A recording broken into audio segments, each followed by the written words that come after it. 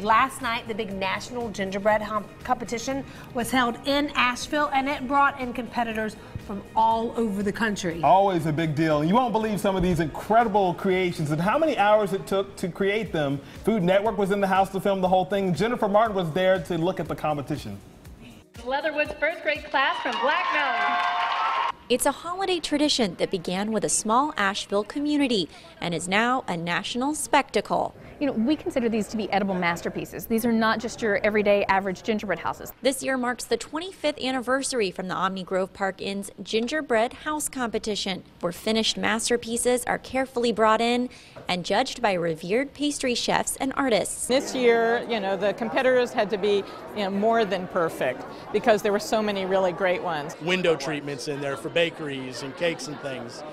They tell stories, and that's the most fun part about this. Entries don't even technically have to be houses and represent everything from Game of Thrones to Barbies to Beauty and the Beast. But they must be completely edible and at least 75% gingerbread. Some of these masterpieces took over 500 hours to complete and were brought here from all over the country.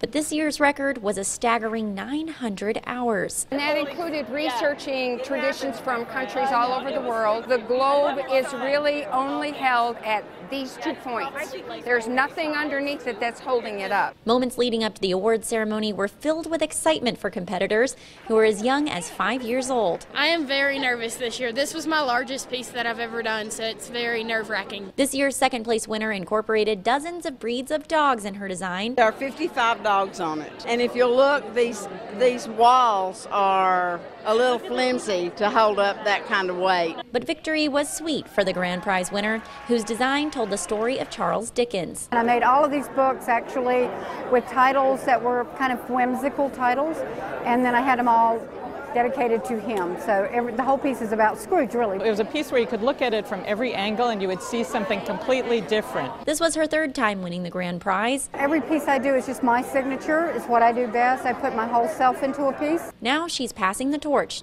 to the many talented artists eager to follow in her footsteps. This medium draws all kinds of people, and it has truly made it an eclectic competition and one that really is joyful. For Scene, I'm Jennifer Martin.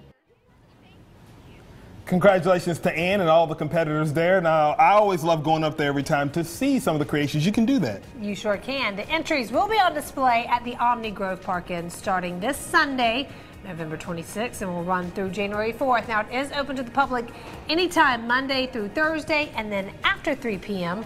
on Sunday. Sip out that big fireplace, get a glass of wine. Done. Yes. Done.